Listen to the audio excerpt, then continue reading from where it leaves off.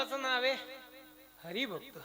आणि हरिभक्ताच्या यादीमध्ये पहिलं नाव येतं भक्त प्रल्हादाचं. कोण होता भक्त प्रल्हाद? हिरण्यकश्यपूचा मुलगा होते भक्त प्रल्हाद. कोण होता हिरण्यकश्यपू? हिरण्याक्षाचा भाऊ होते हिरण्यकश्यपू. हिरण्याक्ष कोण होता? हिरण्यकश्यपूचा भाऊ होता. मग हे दोघं कोण होते? हे एकमेकाचे भाऊ होते. हिरण्याक्ष हिरण्यकश्यपू. पण आहे का योगेश महाराज, हे मागच्या जन्मातले भगवंताचे द्वारपाल होते जय आणि विजय. त्यांना शाप मिळाल्यामुळे त्यांचा पुढचा जन्म झाला रावण, आपलं हिरण्याक्ष आणि हिरण्यकश्यपू. नंतरचा त्यांचा अवतार झाला रावण आणि कुंभकर्ण. आणि त्याच्यानंतरचा अवतार झाला वक्रदंत आणि शिशुपाल. या तिघांना मारण्यासाठी देवाला अवतार घ्यावा लागले. असा प्रसंग कथेनुसार तो येतो. मग हे हिरण्याक्षाला मारलं वरा अवतार घेऊन. त्याचा राग हिरण्यकश्यपूच्या मनामध्ये होता. कोणाच्या? ज्याने माझ्या भावाला मारलंय त्याला मी ठेवणार नाही. कोण म्हणायचं? हिरण्यकश्यपू. भावाविषयी किती निष्ठा होती हिरण्यकश्यपूची, विचार करा महाराज. भाऊ चुकीचा असतानाही देखील भावाच्या पाठीमाग उभ्या होता. कोण? हिरण्यकश्यपू. कुंभकर्णाला माहिती होतं रावणाने चूक केली. माहित नव्हतं कुंभकर्णाला? माहिती होतं रावणाने चूक केलीये, रामाची सीता आणली, तरी कुणाच्या पाठीमाग उभा होता रावण? कुंभकर्ण. भाऊ चुकीचा आहे माहिती असताना जो भावाच्या पाठीमाग उभा राहतो तो कुंभकर्ण. एक लक्षात ठेवा, भाऊ चुकीचा असू द्या पण पाठीमाग उभा. काहीचे भाऊ बरोबर असतात तरी भाऊ माग उभे नसतात. ही खेदाची गोष्ट. आणि तुम्हाला विनंती करतो, जग तुमच्या पाठीमाग असू द्या, एकटा भाऊ विरोधात असू द्या, तरी तुमचा मेळ वाचणार नाही. हे मी नाही सांगत, हे तुम्हाला रामायणातूनही शिकायला मिळेल आणि महाभारतातूनही शिकायला मिळेल. भाऊ पाठीमाग नसलं. मला एक सांगा, रावणाच्या नाभीमध्ये बाण मार हे कोणी सांगितलं? आपल्या बिभीषण चांगला वाटतो का नाही? मला सांगा, तुम्हाला कुंभकर्ण आवडतो का बिभीषण? बिभीषण आवडतो का? तो आपल्या पक्षात आला ना. आपल्या पक्षात आले का सगळे गोड आहे आपल्याला. फक्त दुसऱ्या पक्षात जायला नको याचं दुःख आहे आपल्याला. म्हणजे आपण रामाच्या पक्षाचे म्हणून सांगतो. तसं तर भावाच्या ठिकाणी कुंभकर्ण योग्य आहे. त्याने भाऊ चुकीचा होता तरी त्याचा पाठिंबा सोडला नाही. मरणार हे माहितीच होतं, मरणार हे माहिती होतं, म्हणून भाऊ पाठीमाग पाहिजे. गाव पाठीमाग असू द्या, भाऊ विरोधात असू द्या, तुम्ही कधीच गावात निवडू शकत नाही. सरपंच साहेब, बरेचसे सरपंच बसले म्हणून सांगायला लागले. मला त्या राजकारणातलं जास्त कळत नाही, पण एवढा हिशोब मला रामायण महाभारतातला माहिती. भाऊ पाठीमाग असला तुम्हाला भीती नाही, भाऊ विरोधात गेला तुम्ही जिंकू शकत नाही. हे शास्त्र आहे बरं, हे शास्त्र आहे. एक लक्षात ठेवा, एकटा बिभीषण फुटला होता तर रावणाचं काहीच शिल्लक राहिलं नाही. प्रभू रामचंद्र वनवासात होते पण लक्ष्मणाने पाठिंबा सोडला नाही. लंका देखील जिंकण्याची ताकद होती महाराज, फक्त भाऊ पाठीमाग असतो. रावणाने सांगितलं होतं, तू जिंकला नसताना मी हारलो नसतो. तू जिंकला त्याचं कारण लक्ष्मण नावाचा भाऊ तुझ्या पाठीमाग होता, आणि मी हारलो त्याचं कारण माझा बिभीषण नावाचा भाऊ फुटला होता. हे भगवान कृष्णाला महाभारतातही माहिती होतं. तुम्ही महाभारतातला प्रसंग आठवा. सैन्य वाटल्या गेलं.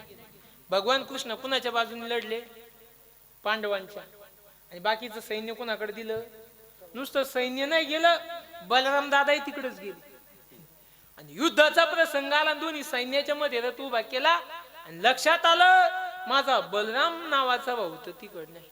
जर हा कौरवांच्या बाजूने राहिला तर आपण जिंकू शकत नाही.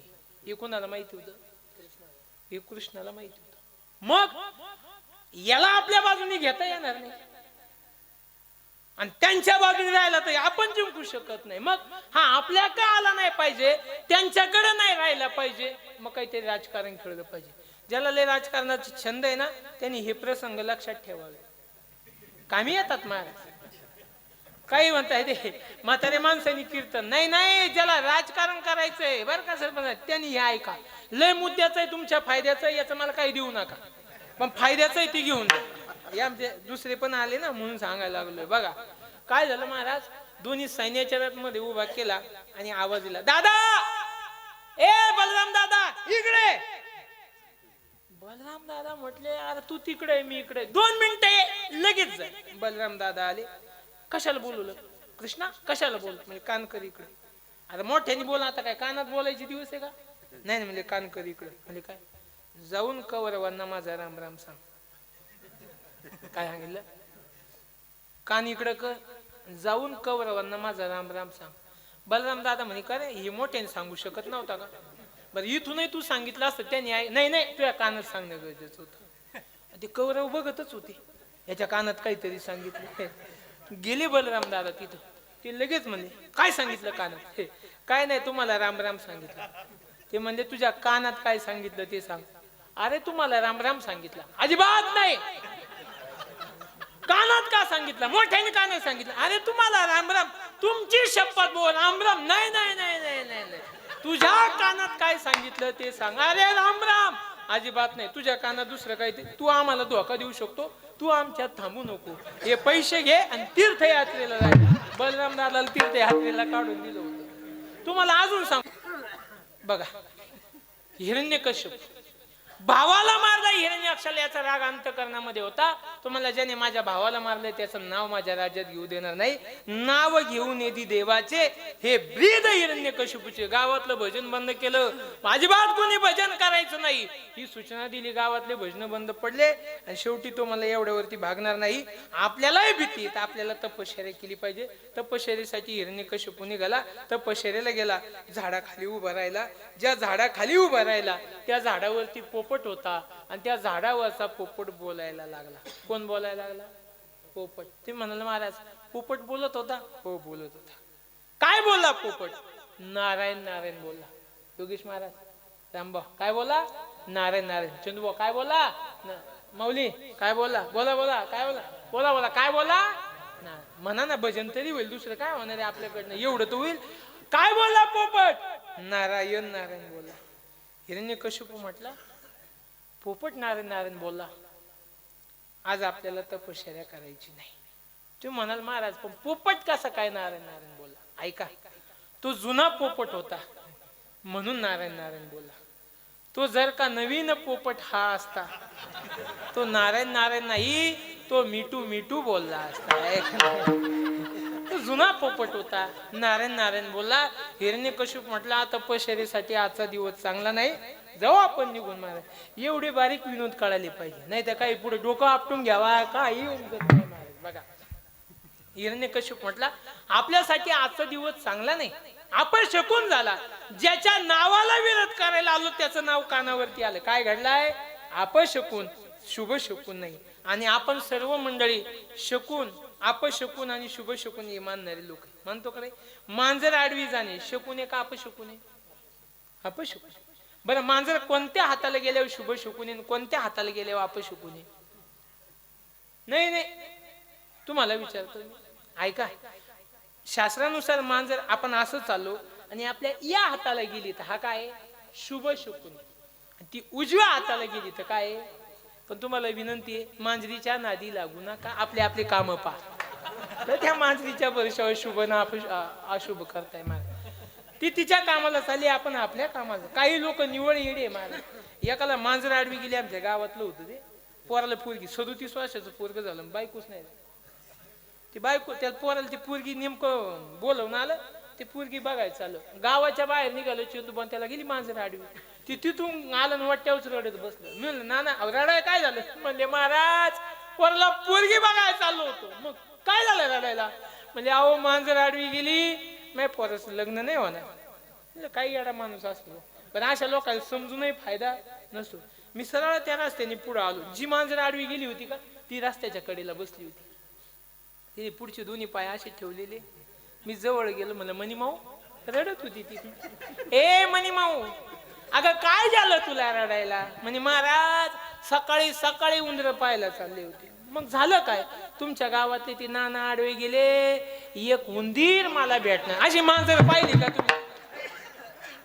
नाही मांजर बघितली का अशी? अहो मी सांगतो मांजरीच्या कुठं नादी लागत मला. अशा मांजरीच्या नादी लागून रस्ते फिरवायचे म्हणल्यावरती मी घरीच पोहोचू शकत नाही. 5-50 मांजरी मी सांगतो रस्त्यावरच्या एक नाही 1000 मांजरी आडव्या जाऊ द्या तुमचे काम होते.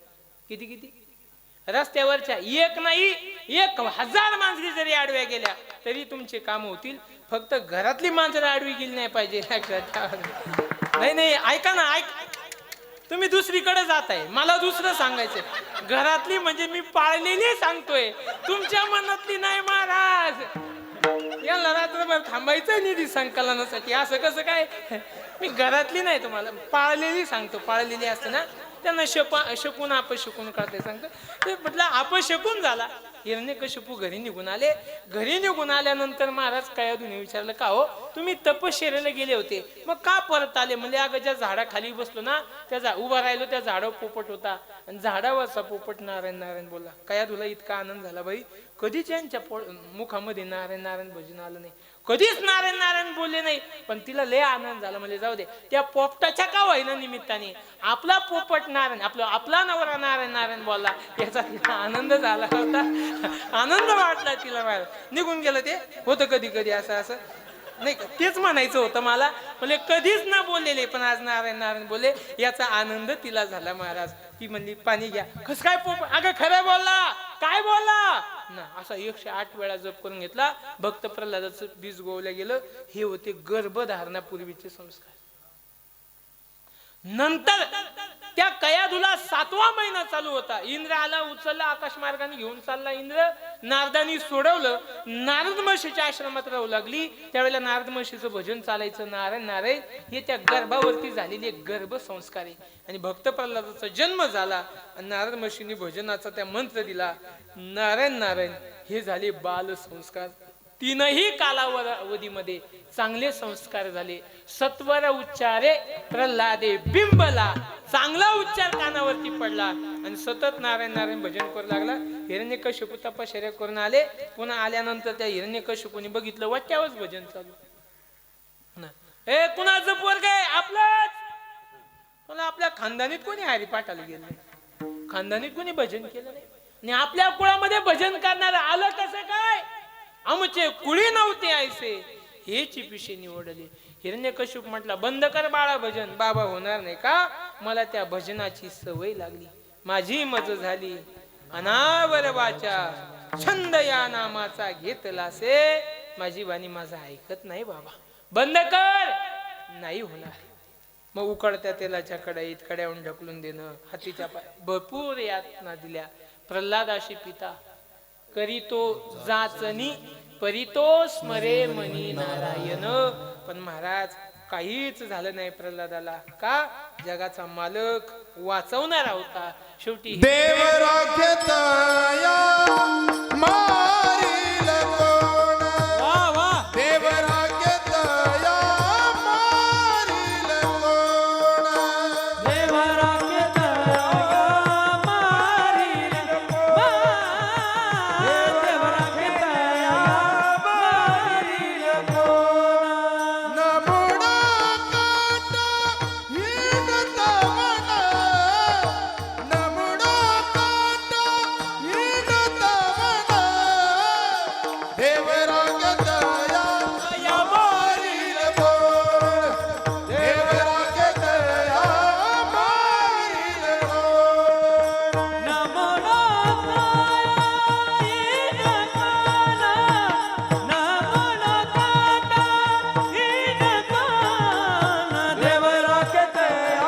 मारील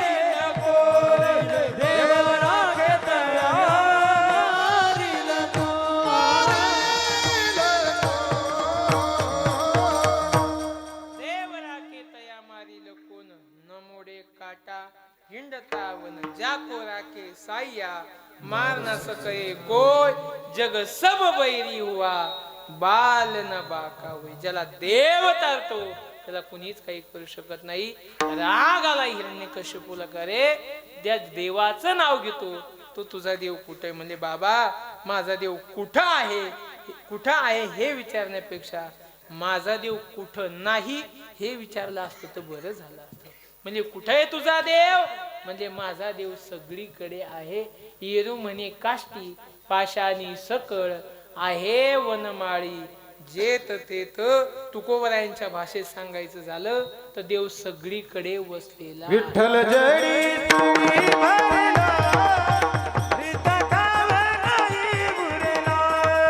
आज म्या दृष्टीने पाहिला विठ्ठलाची विठ्ठल जळी जळी वरला प्रीता ठाव नाही उरला आज म्या दृष्टीने पाहिला विठ्ठलाची विठ्ठल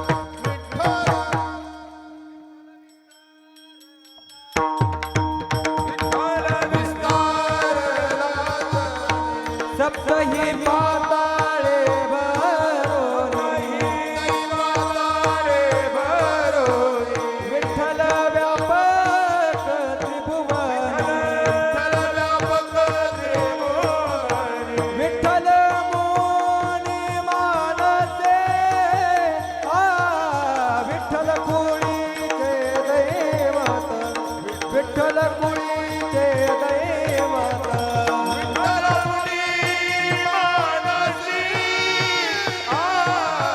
विठ्ठल कुळीचे दैवत विठ्ठल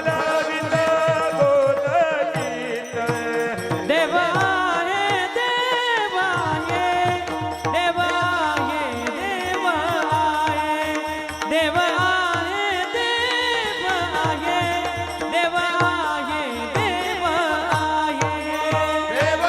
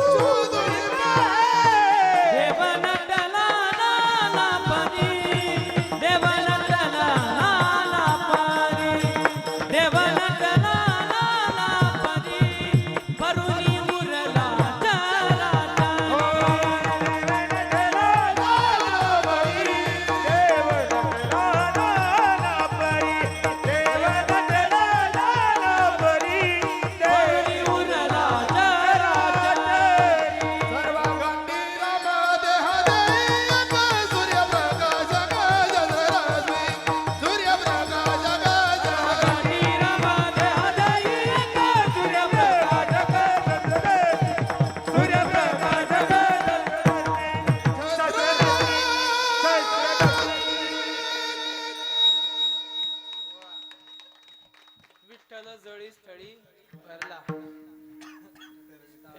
विठ्ठल विस्तारला जनी तुमचं काय होतं देव आहे अनुभवी शोधून पाय सर्व घटी राम देहाय दे एक आता मी सांगतो घट घट बीच में राम रमैया आहे का नाही आता कुणाचंच नाही माझंच घेतो आहे का नाही कबीरदाजींचा दोहा सांगतो कबीरा कुवा एक है कबीरा कुआ एक है पण हरी अनेक अरे बर्तन सबके न्यारे है पाणी सब में कबीरदाजी सांगतात विहीर एकच आहे आणि त्या विहिरीवरती पाणी भरायला जाणारे अनेक आहे बर्तन सबके न्यारे भांडे सगळ्यांचे वेगळे कुणाचं लहान कुणाचं मोठं कुणाचा गुंडा आहे कुणाची कळशी आहे कुणाचा माठ आहे कुणाची कॅन आहे कुणाची बाटली आहे महाराज बर्तन सबके न्यारे है जरी सगळे भांडे वेगळे असेल पण पाणी सब में एक तसंच आहे महाराज प्रत्येका तसं सूर्यप्रकाशक सहस्र आदिमध्ये अंती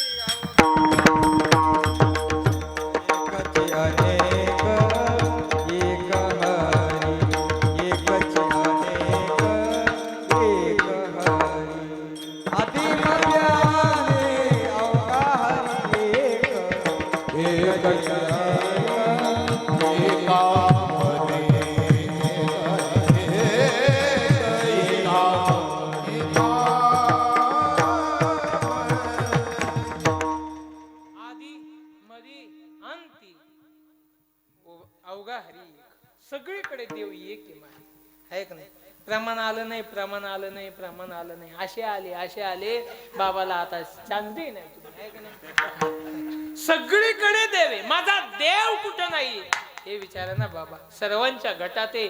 अहो तुम्ही इकडे तिकडे विचार, तुमच्यातही माझा देव आहे. एरवी मी सर्वांच्या हृदय देसी, मी अमुक आहे ऐसी. सर्वांच्या हृदयात आहे, देव नाही असं ठिकाण नाही. म्हणजे या खांबामध्ये आहे का रे? आहे. मग खांबावरील लाथ मारिली दुजने, स्तंभी नारायण प्रकटला. त्यातून नरसिंह भगवंताचा अवतार झाला. नरसिंह भगवंत प्रगट झाले आणि महाराज राग आलेला होता. पहिलं हिरण्यकशिपूला उचललं. तुम्ही एवढं पटकन कसं काय उचललं? टाइम झाला होता म्हणून पटकन उचललं. महाराज उचललं आणि उंबऱ्यामध्ये जाऊन बसले. कुठं कुठे जाऊन बसले? उंबऱ्यामध्ये जाऊन बसले आणि त्याला मांडीव घेतलं. कुणाला? हिरण्यकशिपूला. ते हसत होतं. हसत होता हिरण्यकशिपू. तुम्हाला मारू शकत नाही. म्हणजे कस काय? म्हणजे मला ब्रह्मदेवाने वरच तितके दिले. म्हणजे तू काय मागितलं? म्हणले मी अमरत्व मागितलं. तर नाही म्हटला, पण मी बरोबर अमरत्व मागितलं. म्हणजे का? म्हणजे मी मागितलं ब्रह्मदेवाला, मला घरात मरण नको, बाहेर नको. म्हणजे तू घरातही नाही, बाहेरही नाही, तू उंबऱ्यात आहे. उंबरा कुठं असतो? घरात असतो का बाहेर? नाही भाऊ द्या, तुमचं होऊ दे एकदा, माझं काही सकाळपर्यंत चालूच राहील. उंबऱ्या घरातही नसतो, बाहेरही नसतो, मग कुठं असतो? उंबरा उंबऱ्यात असतो. त्याच्यासाठी वेगळी जागा नाही, त्याचं स्वातंत्र्य आहे महाराज. आणि उंबऱ्याला फार किंमत आहे. उंबऱ्याला फार किंमत आहे. आजही आपण आपल्या दारामध्ये उंबऱ्यामध्ये कुणाला बसू देत नाही. बस देतो? बसला तर काय म्हणतो? तुझं माझ्याकडे काही? कोणी सांगितलं तुम्हाला? त्याला का उंबऱ्यात बसू द्यायचं नाही? अरे देवाने अवतार घेतला होता नरसिंह, आणि अवतार घेतल्या घेतल्या देव पहिल्यांदा ज्या ठिकाणी बसले होते तो उंबरा होता. ते देवाचं आसन आहे. देवाच्या आसनावरती बसण्याचा अधिकार आपल्या जीवाचा नाही, म्हणून उंबऱ्यात बस. म्हणजे तुझं माझ्याकडे काही घे नाही का? आपण आश्रय ज्याचं घे नाही त्याला दिले नाही तेव्हा त्याचा काय संबंध? आपण कोणाचे दिले तेव्हा त्यांचे द्यायचे आपल्याला. नाही हे दुसरे ही सत्यता आहे ना महाराज. ते उमऱ्यामध्ये बसले, मग तरी मारू शकत नाही का? म्हणजे स्त्री कोण नको. त्यांनी भरपूर तसे प्रश्न मांडले. शेवटचा प्रश्न होता, मी मागितले मला 12 महिने मरण नको, 12 महिने मरण नको. म्हणजे मग हा अधिक महिना आहे ना, हा तुझ्यासाठी. हा 12 महिन्याची अधिक नाही, अधिक धोंड्याचा महिना हा 12 महिन्याची अधिक ना, हा 13वा आहे. तू 12 महिन्याचं मागितलं, पण याचं मागून घ्यायला पाहिजे होतं. मग विदारवनी दैत्य हिरण्यकशिपूला मारलं. देवाला शांत करण्यासाठी भक्त प्रल्हादाला पाठवलं. देव शांत होत नव्हते. भक्त प्रल्हाद निघाले, पण कसे निघाले? नाम प्रल्हाद उच्चारी तया सोडवी नरहरी. ऐका ना, नाम प्रल्हाद उच्चारी तया सोडवी नरहरी. उचलून घेतला कडेवरी. आजच्या अभंगासाठी हे महत्वाचं आहे बरं का. उचलून घेतला कडेवरती. काय महत्वाचं आहे? भक्ती सुखे निवाला. ज्याला भक्तीच्या सुखाने देवाला अवतार घेऊन घ्यायला लावून शांत करता येतं, तो बराय सांगतात तुळशी दैवाचा.